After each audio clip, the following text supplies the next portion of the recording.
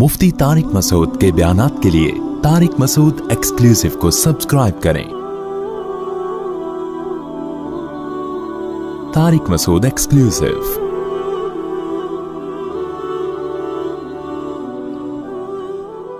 अल्लाह ताला ने इंसानों को बनाया ताकि लोग अल्लाह को पहचाने, अल्लाह से गाफिल ना हो, सबसे ज़्यादा वैल्यू अल्लाह को दें, तमाम मखलूक को, तमाम मोहब्बतों को, तमाम चाहतों को अल्लाह से कम रखें। सबसे आगे किसको रखें? अल्लाह ताला को। इसी में इंसान का सुकून भी है, इसी में स्ट्रेस डिप्रेशन का इलाज भी है। फलनुह्यियन्नहु हयातन तय्यिबा। अल्लाह ने कहा कि जो मुझे सबसे ज़्यादा वैल्यू देगा मैं उसको पाकीज़ा ज़िंदगी अता करूँगा। मरगूब ज़िंदगी, पाकीज़ा ज़िंदगी। गले में कुछ गड़बड़ हो रही है, बार बार कचरा आ रहा है पलक में। पराठे छोड़ने पड़ेंगे, इसके अलावा कोई हल नहीं है। ये आप घी के पराठे सुबह खाएं ना तो पलक में कचरा आएगा। दूध की चाय से भी आता है पलक में कचरा, ज़हन में रखो। दूध की चाय भी ना वो करती है, बलगम पैदा करती है। और बहुत सारी चीज़ें फिर कभी इंशाल्लाह सेहत के बारे में कभी बात करेंगे इंशाल्लाह। एक ही चीज़ रह गई है ज़िंदगी में मज़े की भाई, पराठे। शादियाँ वादियाँ भी हो गई, ठीक है, पराठे ही छोड़ दिए तो ज़िंदगी में रहेगा क्या। लेकिन बहरहाल तो अल्लाह ताला ये चाहते हैं कि लोग मुझसे मोहब्बत करें, और अल्लाह ने वादा किया फलनुह्यियन्नहु हयातन तय्यिबा, कि जो मुझे मान के चलेगा, मुझे वैल्यू देगा, मैं उसको पाकीज़ा अट्रैक्टिव खुशियों वाली जिंदगी दूंगा। दुनिया में सुकून में हमेशा दीनदार लोग ही रहते हैं। ये जो बेदीन लोगों की खुशी है ना, आप कहते हो नहीं जी बेदीन लोग तो बहुत हंसते खेलते नजर आते हैं, उछलते कूदते हा हा हू ही करते। ये एंजाइटी है, पता है आपको। खुश आदमी हमेशा नॉर्मल होता है, फुदकता नहीं है, वो एबनॉर्मलिटी की तरफ नहीं जाता। हमेशा खुश आदमी पुरसुकून। जो बहुत फुदक रहा है ना, बहुत ज्यादा, हर वक्त हा ही हू और मुख्तलिफ तरीकों से अपनी डिप्रेशन निकाल रहा होता है। याद रखो, जैसे डिप्रेशन में जब बहुत ज़्यादा इंसान को स्ट्रेस हो और उसकी वजह से डिप्रेशन होना शुरू हो जाए, तो जैसे उसमें रोता है तो ऐसे ही याद रखो हंसता भी बहुत ज़्यादा है, अपनी उस टेंशन को ख़त्म करने के लिए। खुशियों भरी जिंदगी अल्लाह सिर्फ उन लोगों को देता है जिनके दिल में अल्लाह है। तो हजरत हकीम अख्तर साहब रहिमहुल्लाह ताला बड़ी प्यारी मिसाल दिया करते थे। चूंकि ये उनकी मिसाल है इसलिए उनके नाम से बयान कर रहा हूं मैं। फरमाते थे कि देखो, इंसान अल्लाह को नाराज करके खुश होने के असबाब इख्तियार करता है। नाराज किसको करता है?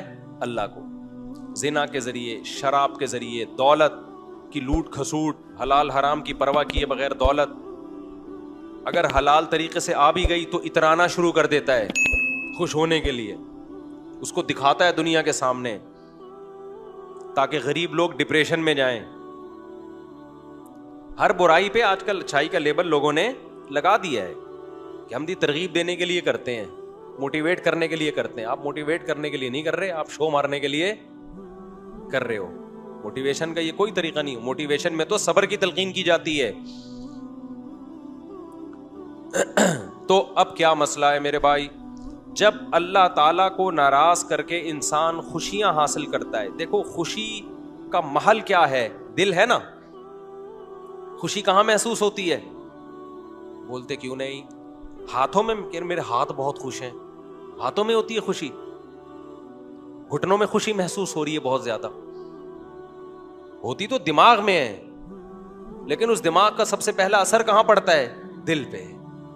جب بھی آپ غمزدہ ہوگے یا خوش ہوگے, دل کی دھڑکن آپ کی چینج ہو جائے گی, خوشی میں الگ ٹائپ کی اور غم میں الگ. اس لیے لغت میں بھی, قرآن میں بھی, حدیث میں بھی خوشی اور غمی کا محل دل کو بتایا گیا, کیونکہ پہلا اثر کس پہ پڑتا ہے؟ دل پہ. اس کی مثال ایسے ہے, ہم سوتے ہیں تو دماغ سوتا ہے, لیکن ہم کیا کہتے ہیں؟ آنکھیں سو رہی ہیں, کیونکہ دماغ جب سوتا ہے تو سب سے پہلے اثر کس پر آتا ہے؟ آنکھوں پہ آتا ہے.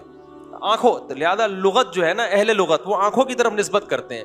آنکھ دیکھ کے پتا چلتا ہے کہ سو رہا ہے کہ جاگ رہا ہے, حالانکہ سوتا تو دماغ ہے. دماغ کون دیکھ رہا ہے بھائی؟ نظر کیا آ رہی ہیں؟ آنکھیں. جیسے ہی دماغ سوئے گا سب سے پہلے آنکھیں کیا ہوں گی؟ بند. سب سے پہلا اثر آنکھوں پہ پڑتا ہے. کبھی نہیں آپ نے دیکھا ہوگا بندہ سو رہا ہے اور آنکھیں کھلی ہوئی ہیں اس کی, ڈر جائے آدمی, بھاگ جائے وہاں سے.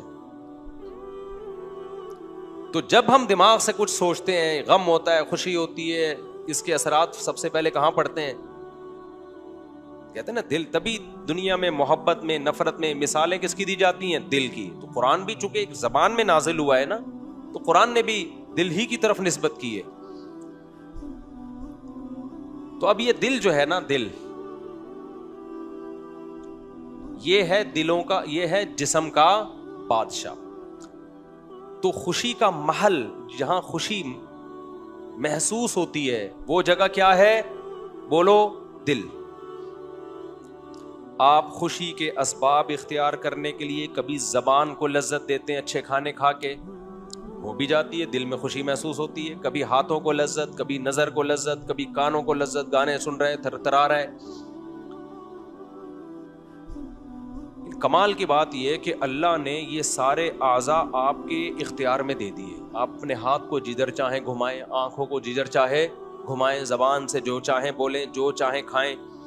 لیکن جو جہاں سے ان تمام اعضاء کو اپنی چاہتوں میں استعمال کر کے جو خوشی حاصل ہوتی ہے, محسوس ہوتی ہے, وہ ہوتی کہاں ہے؟ دل میں. وہ آپ کے کنٹرول میں اللہ نے رکھا ہی نہیں ہے. وہ آپ کے کنٹرول میں اللہ نے, بولو, رکھا ہی نہیں ہے. تو حکیم اختر صاحب رحمہ اللہ تعالیٰ فرمایا کرتے تھے کہ اللہ ہے بادشاہ. بادشاہ جب کسی ملک پہ چڑھائی کرتے ہیں تو ان کا ہدف چپڑاسی اور گلی کے جمعدار نہیں ہوتے. بادشاہوں کا ٹارگٹ بادشاہ ہوتے ہیں. سمجھ میں نہیں آ رہی بات؟ میرا خیال ہے بادشاہوں کا ہدف کیا ہوتا ہے؟ بادشاہ ہوتے ہیں. وہ دائیں بائیں جانے کی کوشش, کبھی بادشاہ نے دیکھا کہ بادشاہ نے کسی ملک پہ چڑھائی کی ہو اور اپنے فوجیوں سے کہا ہو کہ بادشاہ اور وزیر کے علاوہ جتنے جو گلی محلے میں جمعدار گھوم رہے ہیں سب کو گرفتار کر کے لے آؤ؟ وزیر بولیں گے بادشاہ سلامت, کیا ہو گیا, وہ ان کا کیا لینا دینا ہے یار. گرفتار اگر کرنا ہے تو آپ ہمارے ذمہ کام لگائیں, ان کے آرمی کے چیف کو گرفتار کریں ہم, آپ ان کے جو کمانڈر ہے اس کو گرفتار کریں, گورنر کو گرفتار کریں, اور آپ تو ہمیں آرڈر کریں کہ ہم بادشاہ کو گرفتار کر کے لائیں. آپ آرڈر تو کریں. بادشاہوں کی سوچ نیچی ہوتی ہے یا اونچی ہوتی ہے؟ تبھی اسلامی سلطنت میں جتنے بادشاہ گزرے سب کی 4 بیویاں. استغفر اللہ, پھر ٹاپک دوبارہ آ گیا. ایک دفعہ کوشش کرتا ہوں. اس سے پتہ چلتا ہے کہ جن کی 4 بیویاں ہوتی ہیں ان کی سوچ کیسی ہوتی ہے؟ بادشاہوں والی ہوتی ہے. چاہے خود بادشاہ نہ بھی ہوں, گھر میں غلام ہو جائے, استغفر اللہ, پھر دوبارہ سچ نکل رہا ہے, یعنی چاہے وہ بادشاہ نہ بھی ہوں, گھر میں بھی اچھی زندگی گزار رہے ہوں, لیکن بادشاہ نہ بھی ہوں, لیکن سوچ کیا ہے ان کی؟ اب دیکھو چپ ہو گئے نا. سوچ کیا ہے؟ بادشاہوں. اس لیے شوق 4 کا رکھو. 4 کا شوق رکھنا اس کی علامت ہوگی, اس کی علامت ہوگا کہ تمہاری سوچ کیا ہے؟ بادشاہوں والی سوچ. سوچ تو اچھی رکھو نا میرے بھائی. تو حضرت حکیم اختر صاحب فرمایا کرتے تھے کہ بادشاہ جب ملک پہ حملہ کرتا ہے تو اس کا ہدف کیا ہوتا ہے؟ بادشاہ ہوتے ہیں. تو آپ سکون کے لیے جتنی کوششیں کر لو, اللہ جو آپ پہ اٹیک کرے گا نا, اللہ جو قبضے میں لے گا, وہ جسم کے بادشاہ دل کو قبضے میں لیتا ہے. اللہ کہتے ہیں تو خوشی اور راحتوں کے اسباب اختیار کر لے, دوں گا نہیں, کیونکہ دل کس کے کنٹرول میں ہے؟ دل میں نے. آنکھیں تیرے کنٹرول میں دے دی ہیں, ہاتھ تیرے کنٹرول میں دے دی ہیں, دل میرے کنٹرول میں ہے, یہاں سکون آنے نہیں دوں گا, کچھ بھی کر لے یہاں نہیں سکون آنے دوں گا میں تجھے, یہ میرے ہاتھ میں. یہاں اسی کے سکون آئے گا جو کس کو خوش کرے گا, اللہ کو. اس کے دل میں سکون کی بالٹیاں اللہ بھر بھر کے ڈال دیتے ہیں.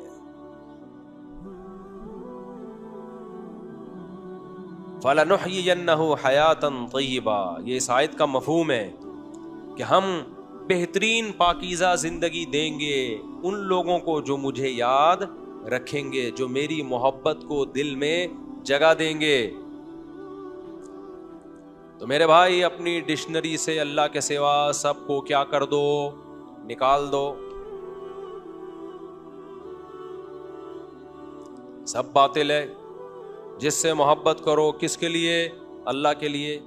ہاں اللہ نے جہاں پرمیشن دے دی, جس لذت کو پوری کرنے کی پرمیشن اللہ نے دے دی, تو پھر اللہ کی رضا ہے کہ اللہ چاہتے ہیں کہ میرے بندے حلال لذتوں سے فائدہ اٹھائیں. آپ کا دل چاہ رہا ہے, شدید بھوک لگ رہی ہے, نہاری کھانے کا دل چاہ رہا ہے, وہ آپ کھا لو. اللہ کی طرف سے پابندی نہیں ہے, بلکہ بلا وجہ ایوائڈ کرو گے, فنٹر بننے کی کوشش کرو گے تو یہ آپ کی اپنی شریعت ہے. اللہ اس پہ آپ سے خوش نہیں ہوگا. ہاں اعتدال سے کھاؤ, کیونکہ زیادہ کھانا شریعت میں پسندیدہ کام نہیں ہے. تو یہ بات تو طے ہو گئی کہ سکون اگر چاہتے ہو نا, دیکھو یہ جو خواہشات ہیں نا, خواہشات جن کے پیچھے ہم بھاگ رہے ہیں, یہ بھی خواہش, یہ بھی خواہش, یہ بھی خواہش, یہ بھی خواہش, آپ پوری کرو اپنی خواہشات. سب سے بڑی خواہش بنا دو اللہ کی رضا. اسلام رہبانیت نہیں سکھاتا کہ صرف اللہ کا مطلب یہ کہ اب نلی نہاری بھی کھانا چھوڑ دو, اب شادیاں بھی چھوڑ دو, اب بچوں سے محبت کرنا بھی چھوڑ دو, اب کاروبار بھی چھوڑ دو. یہ اللہ رسول کی تعلیمات بولو بھائی نہیں ہے. اللہ رسول کی تعلیمات یہ ہیں کہ سب سے بڑا ہدف کس کو بنانا ہے میرے بھائی, اللہ کی رضا کو. اس کے لیے سب کچھ قربان کیا جا سکتا ہے, اللہ کو کسی پہ قربان نہیں کیا جا سکتا. یہ جذبہ کسی طرح پیدا کر لو میرے بھائی, اللہ کرے میرے اندر بھی پیدا ہو جائے. بس جب یہ جذبہ پیدا ہو گیا تو مزے ہی مزے ہیں, پھر مزوں کی زندگی شروع. من کان یرجو لقاء اللہ فإن اجل اللہ لآت. سورہ عنکبوت کی کیسی بہترین آیت ہے. اللہ کہتے ہیں جو اللہ سے ملاقات کی امید رکھتا ہے اسے امید ہے کہ مر کے مٹی ہو کے ختم نہیں ہوں گا. دنیا مسافر خانہ ہے, بہت جلد ختم ہونے والی ہے, اور رب سے بہت جلد ملاقات. تو میں ایسے کام کر کے جاؤں کہ رب کو منہ دکھاؤں تو وہ خوش ہو مجھ سے. تو اللہ کہتے ہیں جو اللہ سے ملاقات کی امیدیں لگا کے رکھتا ہے, تو جو اس کو ٹینشنیں آ رہی ہیں ٹینشن نہ لے. فإن اجل اللہ لآت, بہت جلد ملاقات ہونے والی ہے, بہت جلد. ہم کسی کی موت پہ بہت غمزدہ ہوتے ہیں نا, تو فرشتے ہم پہ ہنس رہے ہوتے ہیں. فرشتے کہتے ہیں بھائی تو سب نے جانا ہے. ایک خاتون کا میرے پاس فون آیا لاہور سے, فون نہیں آڈیو, وہ ہمارے اسسٹنٹ ہے نا, ان کے پاس آڈیوز آتی ہیں, ان کا نمبر میں نے دیا ہوا ہے, تو وہ فلٹر کرتے ہیں کہ کسی کا کوئی بہت زیادہ ضروری مسئلہ ہے تو پھر وہ مجھے بھیج دیتے ہیں. زیادہ تر مسائل تو میں آس مفتی طارق مسعود پہ ریکارڈ کروا دیتا ہوں, لیکن کسی کا کوئی پرسنل مسئلہ ہوتا ہے تو پھر ریکارڈ نہیں ہوتی, وہ وہیں بھیج دیتے. تو اس دوران ایک ویڈیو ہمارے اسسٹنٹ نے بھیجی. وہ بیچاری خاتون بہت رو رہی تھی, ان کی والدہ کا انتقال ہو گیا. بہت زیادہ رونا دھونا. ایک تو رونا تو نیچرل ہے, وہ تو انسان کو میت پہ آتا ہے اور آنا بھی چاہیے. بالکل ہی رونا نہیں آ رہا ہے اس کا مطلب تعلق ہی نہیں تھا کوئی. بھائی آپ کا بچہ ہی نہیں ہے, آپ کا بیٹے کا انتقال ہوا, آپ خوش مل رہے ہیں, یا تو آپ پاگل ہیں یا یہ آپ کا بیٹا, بولو نہیں, دونوں میں سے ایک بات تو کیا خیال ہے بھائی, ہوگی نا. تو اولاد پہ یا ماں باپ پہ یا ریلیٹیو پہ رونا آنا یہ تو نیچرل ہے بھائی, لیکن ایک حد ہوتی ہے ہر چیز کی نا. اب وہ خاتون بیچاری, ان کی والدہ کا انتقال ہوا تو بہت رو رہی ہیں وہ. اچھا انتقال ہوئے بھی 1-1.5 مہینہ ہو گیا. اچھا پہلے بھی ان کا رابطہ ہوا کچھ ہم مسائل کے سلسلے میں, والدہ کے لیے دعا کا انہوں نے کہا, 1 سال سے بیچاری دعائیں منگوا رہی تھی, میں نے بھی مانگی دعا, لیکن اللہ کی مرضی, اللہ نے اٹھا لیا والدہ کو. انہوں نے بہت رونا دھونا 1 مہینہ ہو گیا. ان کا خیال تھا میں جب آڈیو بھیجوں گا تو میں بھی رونا دھونا شروع کر دوں گا. میں نے نہیں رونا. اول تو میں روؤں کیوں, میری والدہ کا تھوڑی انتقال ہوا ہے. خیر اللہ کسی کی بھی والدہ کا انتقال نہ ہو, ہم تو کہتے ہیں سب کی لمبی عمریں ہوں. مجھے غم تو ہوا. ان کو میں نے 2 جملے تسلی کے کہے. اس کے بعد میں نے کہا یہ کوئی نئی بات نہیں ہے کہ آپ کی والدہ کا انتقال ہو گیا. آپ کی والدہ کا بھی ایک دن انتقال ہوا تھا, اور اپنی فکر کریں تھوڑے دنوں میں آپ کا بھی کیا ہونے والا ہے, انتقال. تو بچے آپ کے بھی رو رہے ہوں گے. یہ پلیٹ فارم ہے بھائی. گاڑی آتی ہے, پرانی گاڑی آتی ہے, نئی گاڑی آتی ہے, پرانی والی پلیٹ فارم چھوڑ کے نکلتی. ہم سرگودا جاتے تھے, سپر ایکسپریس پلیٹ فارم پہ کھڑی ہوتی تھی اور ہم پلیٹ فارم پہ کھڑے ہوتے تھے. آپ کہیں جب وہ پلیٹ فارم پہ کھڑی ہوئی ہے تو ہم گاڑی میں کیوں نہیں کھڑے ہوئے, ہمیں پتہ یہ نہیں چلے گی, یہ نہیں چلے. جیسے ٹھگنے مرد اور ٹھگنی عورت کے بچے بڑے نہیں ہوتے نا, ایسے ہی اس زمانے میں ٹرینیں چلتی نہیں تھیں تو کئی گھنٹے لیٹ. تو اب پلیٹ فارم پہ جب پرانی گاڑی پلیٹ فارم چھوڑ کے نکلتی ہے تو پھر نئی گاڑی آتی. نئی گاڑی کے آنے کے لیے پرانی کو چھوڑنا پڑتا ہے. تو بھائی آج ہم کسی کے ماں باپ ہیں, آج ہم مریں گے, کل ہمارے بچے مریں گے, کل ہمارے ماں باپ دنیا سے گئے تھے, دادا دادی گئے تھے, نانا نانی گئے تھے. یہ تو ایک چکر لگا ہوا ہے. موت کے لیے پیدا کیا گیا ہے, زندہ رہنے کے لیے تو پیدا کیا ہی نہیں ہے. تو جس کام کے لیے پیدا کیے وہ کام نہیں ہوگا کیا؟ اس میں اتنا ٹینشن لینے کی کیا بات ہے بھائی؟ سب مریں گے بھائی, سب نے ایک ایک کر کے پتلی گلی سے بولو نکلنا ہے. عربوں میں بڑی خاندانی چیزیں ہیں بعض, کیونکہ ہم لوگ ہندوؤں کے ساتھ بہت رہے نا, تو ہمارے یہاں موت زندگی کو بہت زیادہ ویلیو دی جاتی ہے. عرب نہیں زیادہ لفٹ کراتے.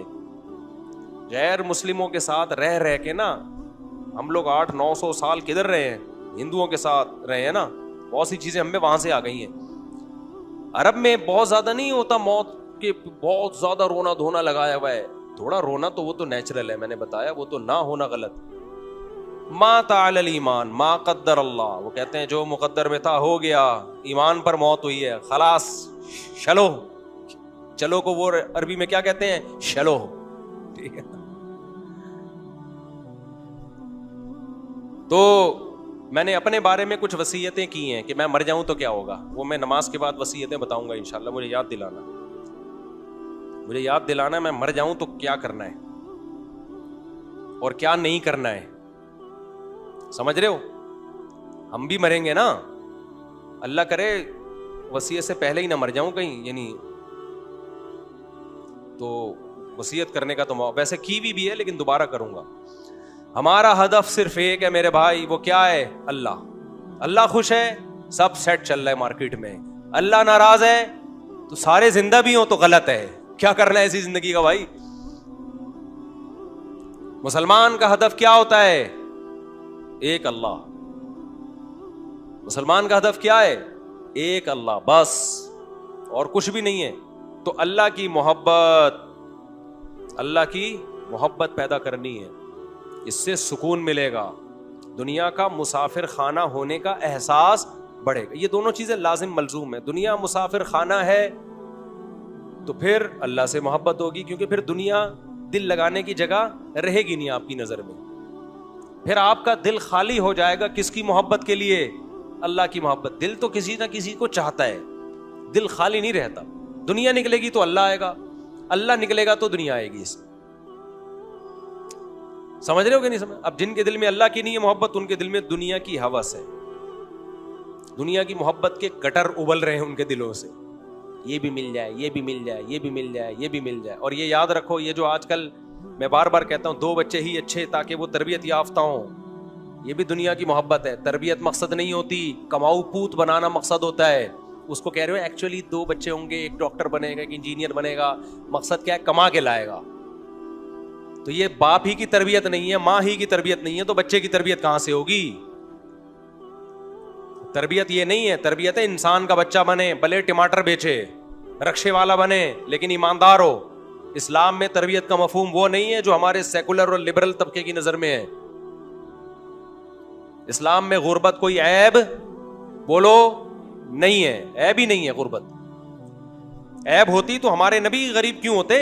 ہمارے نبی نے دعا مانگی, اللہم اشرنی فی المساکین او کما قال صلی اللہ علیہ وسلم, اللہ قیامت کے دن میرا شمار مسکینوں میں کرنا, مساکین میں مجھے اٹھانا. ہاں وہ غربت عیب ہے جو آپ کی سستی اور کاہلی کی وجہ سے, جس میں دوپہر 2 بجے ناشتہ ہو رہا ہے, پھر جاب تلاش کرنے کے لیے نکل رہا ہے. یہ والی غربت یقیناً کیا ہے؟ عیب ہے. اللہ کی طرف سے غربت ہے, اور زیادہ تر اللہ ہی کی طرف سے ہوتی ہے میرے بھائی.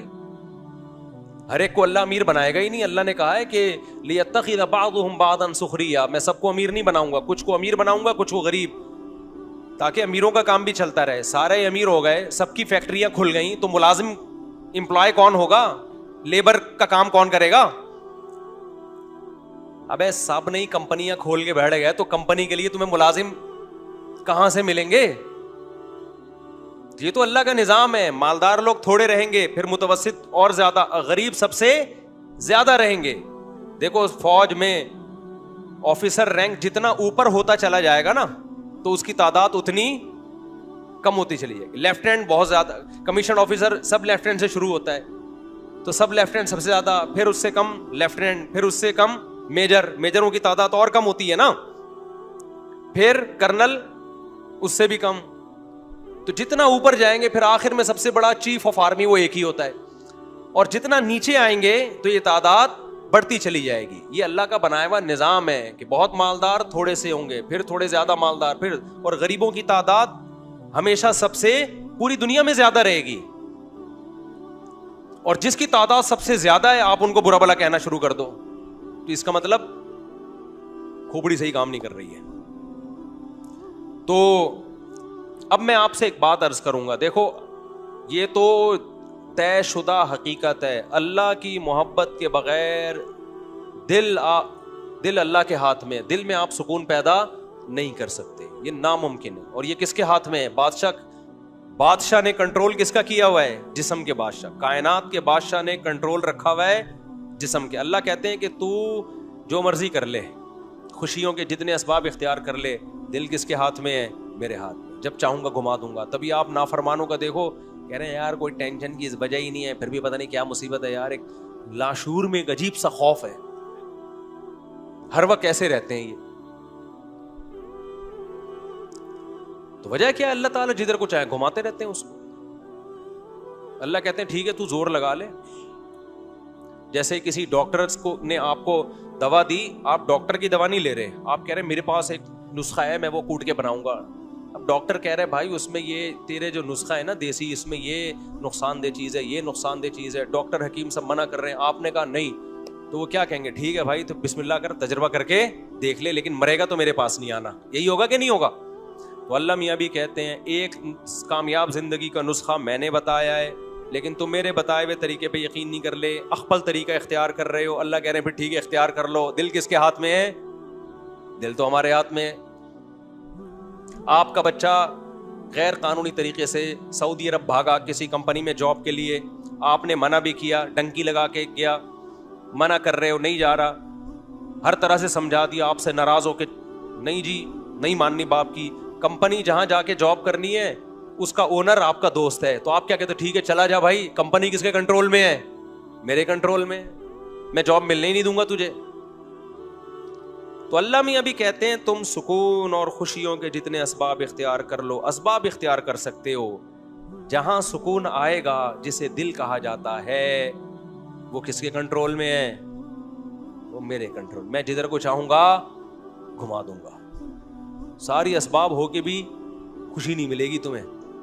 اب میرے بھائی ایک بات یہ طے ہو گئی ہے نا, میں ہمیشہ اس ٹاپک پر بیان کر کے آخر میں جو اصل موضوع ہوتا ہے اس پہ ٹائم ہی ختم ہو جاتا ہے. کتنا ٹائم ہو گیا؟ 2:24 ہو رہے, بس بات کو سمیٹتا ہوں میں. دیکھو یہ تو طے شدہ حقیقت ہے کہ اللہ کے علاوہ اللہ سے محبت سب سے غالب رکھنی ہے, یہ اس کائنات کا مقصد ہے. اب وہ محبت پیدا کیسے ہو؟ وہ محبت, اس کے لیے بہت سارے طریقے علماء بزرگان دین اختیار کرواتے ہیں. اب لوگوں نے بزرگوں سے تعلق ہی چھوڑ دیا تو نتیجہ کیا نکلا کہ جہاں دیکھو ہر چیز اس کی مارکیٹ سے ملتی ہے نا, کیا خیال ہے؟ خوشبو خریدنے کے لیے قصائی کی دکان پہ جاؤ گے یا خوشبو کی مارکیٹ میں جاؤ گے آپ؟ جلدی بات میں 2 منٹ میں سمیٹ رہا ہوں. خوشبو خریدنے کے لیے خوشبو گوشت کی مارکیٹ سے ملے گی یا خوشبو کی مارکیٹ سے؟ مچھلی آپ نے خریدنی ہے, ٹماٹر والے کے پاس چلے گئے کہ مجھے مچھلی چاہیے, وہ کہے گا پہلے آپ کو ڈاکٹر چاہیے جو آپ کے دماغ کا علاج کرے, مچھلی چھوڑیں آپ, پہلے ڈاکٹر کے پاس جائیں. تو اسی طرح اللہ کی محبت کن سے ملتی ہے؟ ان لوگوں سے ملتی ہے جن کے دلوں میں اللہ کی محبت ہو اور وہ اس محبت کو بانٹ رہے ہوں. قرآن کے الفاظ دیکھو, الرحمن فاسأل بہ خبیرا. سورہ فرقان میں اللہ تعالیٰ نے اپنی قدرت بیان کی. الم تر الی ربک کیف مد الظل, دیکھتے نہیں کیسے سایوں کو سمیٹتا ہوں. خلق من الماء بشرا, دیکھتے نہیں پانی کے ناپاک قطرے سے کیسے ایک انسان کو بناتا ہوں اور ددیال نلیال اور سسرال کا خاندان دے دیتا ہوں اس کو, پانی کو ایسی عزت دے دی. دیکھتے نہیں آسمان سے کیسے پانی برساتا ہوں. وَلَقَدْ صَرَّفْنَاهُ بَيْنَهُمْ, پانی ایک جگہ برستا ہے, نہروں اور چشموں کے ذریعے پھیلتا پوری دنیا میں. مرج البحرین ھذا عذب فرات, دیکھتے نہیں میٹھے اور کھارا پانی کیسے ایک ساتھ چلتا ہے. وجعل بینہما برزخا وحجرا مہجورا, کیسی دیوار درمیان میں کھڑی کر دی, نہ کھارا میٹھے میں جا رہا ہے اور نہ میٹھا کھارے میں جا رہا ہے. وَلَهُ الْجَوَارِ الْمُنشَآتُ فِي الْبَحْرِ كَالْأَعْلَامِ, پانی کا کام ہے ڈبونا. دیکھتے نہیں اتنے بڑے بڑے جہاز کتنے ٹنوں من مال لے کے سمندر کی پشت پہ تیرتے ہوئے سفر کرتے ہیں.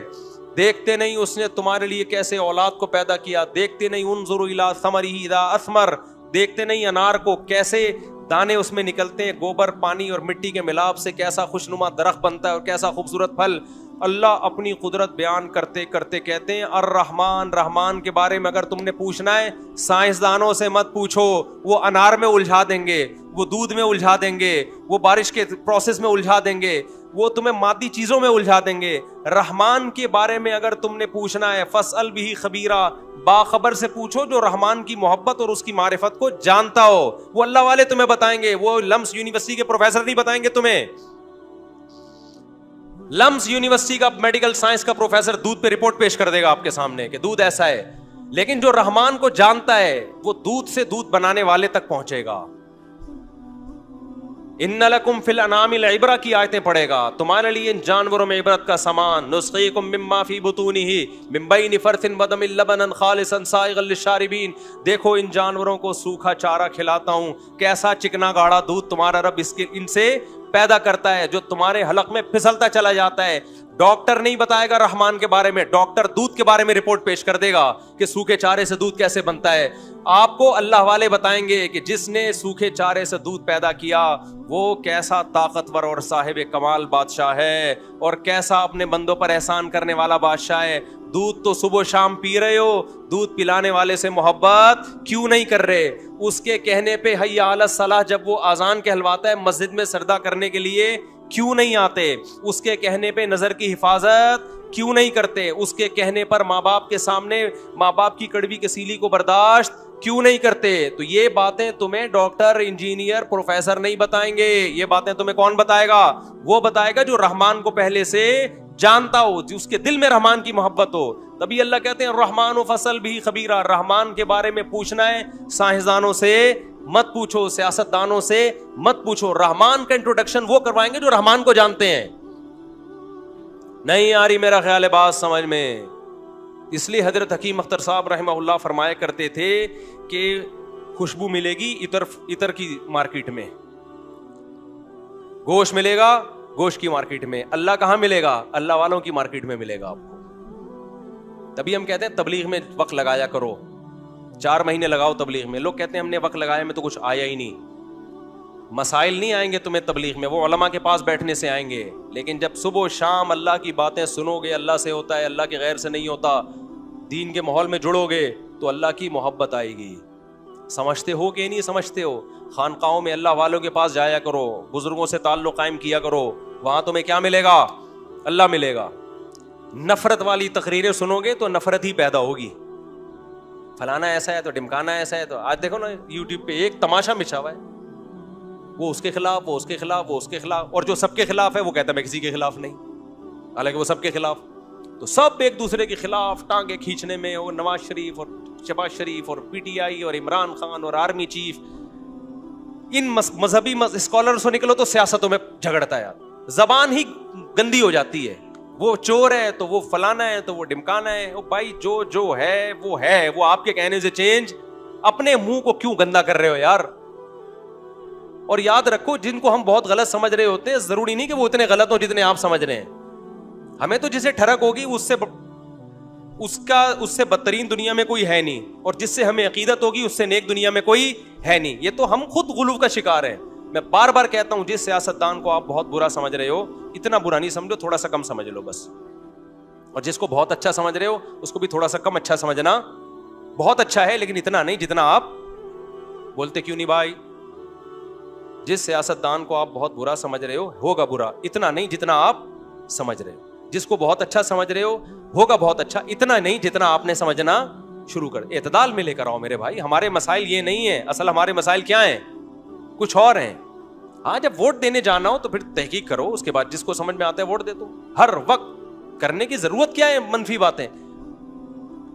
جب ہر وقت نیگیٹو باتیں کرتا ہے تو اللہ دل سے کیا ہو جاتا ہے؟